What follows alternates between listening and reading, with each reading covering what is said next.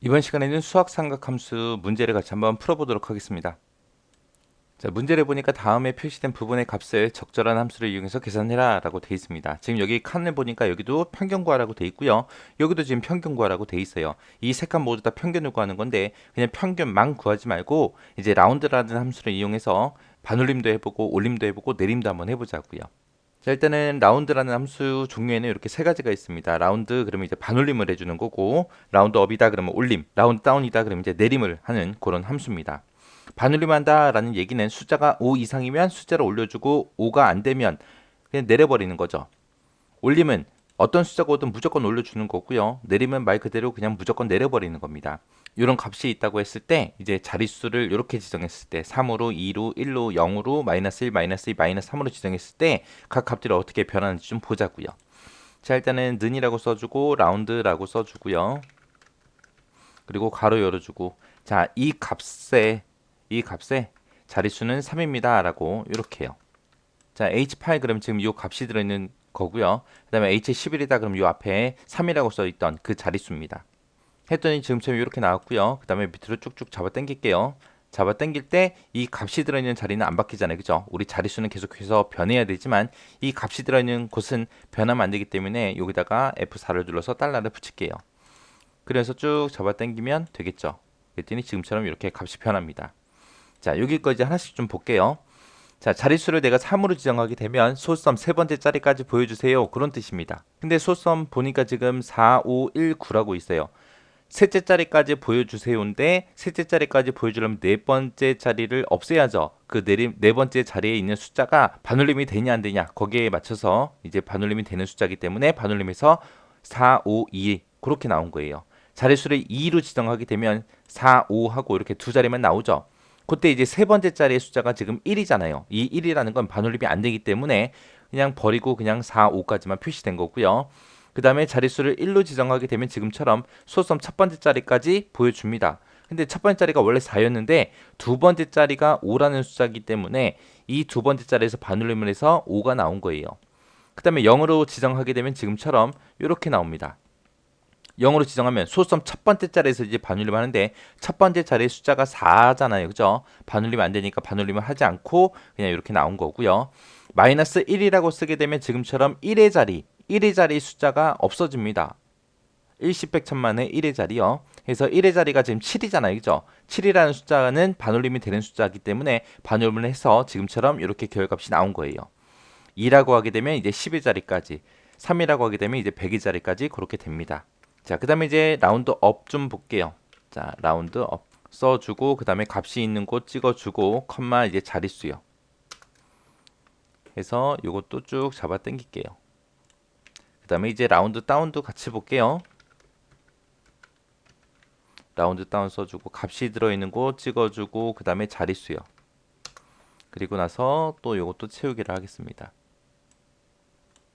자, 여기서 이제 소수점 기준으로 볼게요. 자릿수 3개다 라고 했더니 소수점 세 번째 자리까지 전부 다 표시가 됐죠. 근데 얘랑 숫자가 틀려요.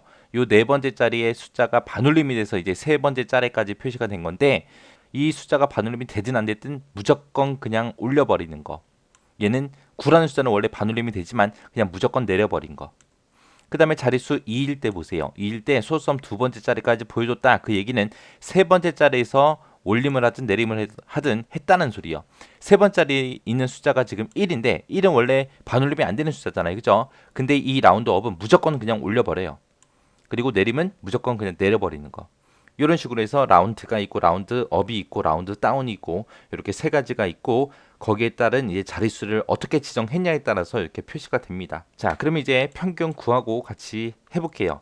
이 평균 같은 경우는 이제 소수점 두 번째 자리에서 반올림해서 첫째 자리까지만 표시 한번 해볼게요. 일단은 라운드라는 함수를 써야 되는데 라운드를 쓰기 전에 일단은 평균을 먼저 구해야죠. 해서 AVER, AGE라고 평균 해주고 그리고 점수 범위 잡아주면 되죠. 그래서 국어, 영어, 수학 이 세 과목의 평균 구해라. 그렇게 해주고 가로 닫고 엔터 해서 지금처럼 87.3 하고 나왔습니다. 이거를 이제 라운드라는 함수를 붙여서 소수점 첫 번째 자리까지 표시할 거예요. 이 에버레지라는 함수 자체를 우리가 값으로 생각해 버리면 돼요. 그래서 라운드라고 써주고 이 이 평균을 반올림을 해라. 반올림을 하는데 소수점 첫 번째 자리까지 보여달라. 소수점 첫 번째 자리까지 보여달라. 그 얘기는 두 번째 자리에서 반올림을 해서 첫째 자리까지 보여달라는 거죠. 그러면서 가로 잡고 엔터요. 그랬더니 이렇게 나왔고요. 그 밑으로도 이제 쭉쭉 잡아 당기면 되겠죠. 이렇게 했더니 값이 이렇게 나왔습니다. 이렇게 해서 함수 안에다가 또 다른 함수 쓸 때는 안에 있는 함수를 먼저 쓰는 게 좋습니다. 만약에 이 전체 한 번에 는 써서 이 함수를 쭉 썼어요. 쓰고 나서 엔터 쳤더니 오류가 생겼네. 그러면은 어디서 오류가 생겼는지 에버레지인지 라운드인지 헷갈리거든요. 그래서 이렇게 함수를 중첩해서 쓸 때는 이렇게 안쪽 거 먼저 쓰고 그게 결과값이 멀쩡히 나오는지 확인하고 그 다음에 이제 바깥쪽 거 쓰면 됩니다. 이제 좀 함수에 익숙해지시면 이제 그냥 한꺼번에 쭉 써도 되지만 처음에 함수가 익숙하지 않다라고 했을 때는 안쪽 거를 먼저 쓰고 그 다음에 이제 바깥쪽 거 그렇게 순서로 쓰시면 돼요. 자, 그 다음에 이제 과목 평균 여기 것도요. 여기 것도 마찬가지로 한번 구해보자고요. AVERAGE라고 평균 이제 국어의 평균 구할게요. 국어의 평균 구해라 가로 닫고 엔터 했더니 소수점이 되게 많이 나왔죠. 자, 그 옆에 것도 일단은 쭉 당겨서 결값이 멀쩡히 나온지 확인 한번 하고요. 그 다음에 이 에버리지라는 함수 자체를 이제 라운드 업 올림으로 한번 해보자고요. 자, 라운드 업이라고 써주고 이렇게요. 자, 라운드 업을 하는데 이 평균값을 가지고 해라. 평균값을 가지고 하는데 이번에는 소수점 세 번째 자리에서 올림해라. 그래서 나한테 두째 자리까지 보여달라. 그렇게 해요. 그래서 자릿수는 2 하고 이렇게 적어주면 되겠죠. 그래서 엔터 쳤더니 둘째 자리까지 이렇게 표시가 됐습니다. 올림을 하면서 그렇게 표시가 된 거. 그 다음에 이제 과목 평균 2는 이제 라운드 다운으로 한번 해볼게요. 일단은 평균 먼저 구해야죠. 평균 먼저 쭉 구해주고 그 다음에 이제 다운하자고요. 그래서 요 함수에서 이제 라운드 다운 해서 이 평균 값을 라운드 다운 해라. 내림해라. 내림해서 나한테 둘째 자리까지 보여달라. 그러면 세 번째 자리에서 내림하라는 소리죠. 그렇게 해서 둘째 자리까지 이렇게 보여준 거예요. 이렇게 해서 에버리지라는 함수 그리고 라운드라는 함수 라운드 업, 라운드 다운 같이 한번 살펴봤습니다. 자, 그 다음에 이제 그 밑에 이제 합계 구하는 거예요. 합계 구할 때 이제 좀 조건을 좀 걸자고요. 첫 번째 합계는 총점이 250 이상이다. 그런 조건 하나 걸어서 해보고요. 합계 두 번째 거 얘는 80점 이상 95점 이하인 그 사람들의 과목의 합계를 한번 구해보자고요. 그러니까 합계 1은 이제 조건을 하나만 쓰는 거고 합계 2는 이제 조건을 두 개 쓰는 거. 조건을 하나 쓸 때는 그냥 우리가 sumif라는 함수 써주면 되죠. sumif라고 써주고 가로 열어주고요. 그 다음에 앞에다가 우리가 조건 범위를 잡아줍니다. 이 범위에서 이 조건 범위에서 조건에 만족하는 거 찾아라. 찾아서 이 계산 범위에 있는 거 합을 구해달라. 그렇게 해요. 그 다음에 이제 sumifs예요. sumifs도 얘랑 똑같이 생겼죠. 해서 sumifs라고 써주고 가로 열어주고 처음에 이제 붙이는 게 계산 범위요. 계산 범위. 이 범위 계산해. 그리고 뒤에다 이제 조건 쭉쭉쭉 써주면 되죠. 해서 조건 범위 잡아주고 컴마 그 다음에 조건 그 다음에 두 번째 조건 범위 잡아주고 그 다음에 두 번째 조건 이렇게 써주면 되죠. 그래서 여기서 얘기하는 조건 범위는 첫 번째 조건 범위 여기는 첫 번째 조건 여기는 두 번째 조건 범위 여기는 두 번째 조건 그렇게 해서 여러 개 쓸 수 있는 거죠. 자, 그러면 이제 sumif 가지고 한번 해보자고요. 자, 는이라고 써주고 sum if 써주고 가로 열어주고요. 그 다음에 조건 범위요. 지금 제가 구하고자 하는 거는 총점이 250점 이상인 사람의 과목의 합계예요. 자, 그러면 이 총점, 이 범위에서 이 총점이 들어있는 곳에서 뭘 찾아라? 250점 이상인 거 찾아라. 크거나 같다 250 찾아라. 찾아서 뭐의 합계 구해라?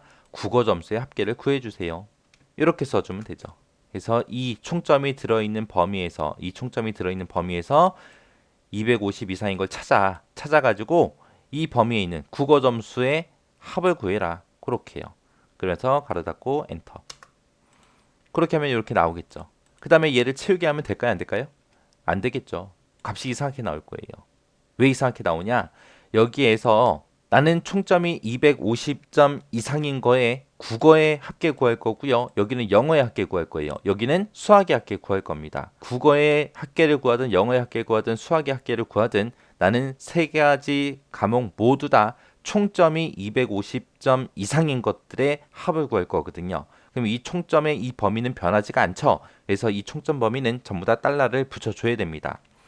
그래서 총점이 들어있는 이 범위는 싹 다 달러 붙여주고요. 그래서 엔터 치면 되겠죠. 그리고 가로 닫고 이렇게 채우게 해주면 이렇게 값들이 나와요. 그 다음에 이제 두 번째 거요. 얘는 이제 조건이 두 개요. 첫 번째 칸에서 내가 구하고자 하는 거는 이 국어 점수들이 쭉 있잖아요. 그죠? 이 점수들 중에서 80점 이상 95점 이하인 그 사람들의 합계만 구할 거예요. 요 칸은 영어 점수가 여러 개 있는데 이 중에서 이제 80점 이상 95점 이하의 영어 합계를 구할 거고요. 요 칸에서는 수학의 85점 이상 95점 이하인 그 과목들의 합을 구할 겁니다. 해서 여기다 는이라고 써주고 sum if s 써주고 가로 열어주고요. 맨 처음에 이제 쓰는 게 계산 범위라 그랬죠. 자, 국어 점수 계산해. 국어 점수의 합계를 구해라. 써주고 그 다음에 이제 첫 번째 조건이요. 이 국어 점수들 중에서 이 국어들 점수 중에서 몇 점 이상인 거 찾아라. 80점 이상인 거 찾아라. 이게 첫 번째 조건. 그 다음에 이제 두 번째 조건이요. 두 번째 조건도 이 국어 점수에서 95점 이하인 거 찾아라. 작거나 같다 95. 이렇게요. 해서 이게 계산 범위가 되는 거죠. 계산 범위가 되는 거고 이 범위에서 80점 이상 찾아라. 이 범위에서 95점 이하인 거 찾아라 라고 해서 첫 번째 조건, 두 번째 조건 이렇게 작성해 주면 됩니다. 여기서도 마찬가지요. 이 범위, 이 범위, 이 범위가 다 똑같다고 해서 한 번만 쓰겠다? 안 됩니다. 그때그때마다 다 써줘야 돼요. 그리고 나서 엔터. 쳤더니 지금처럼 이렇게 나왔고요. 그 옆으로 쭉쭉쭉 잡아 당겼더니 지금처럼 이렇게 점수가 나왔습니다. 어떤 함수를 쓰든 간에 함수를 써놓고 그리고 나서 채우기를 이제 할 거 아니에요. 채우기를 하기 전에 미리 생각 좀 해보세요. 여기서 변하지 말아야 될 그런 범위가 있나 없나 생각해보고 변하면 안 되는 범위가 있다 그러면 우리가 달러를 붙여줘야죠. 그거 잘 생각하고 그렇게 하시고 라운드 잘 기억하시기 바랍니다.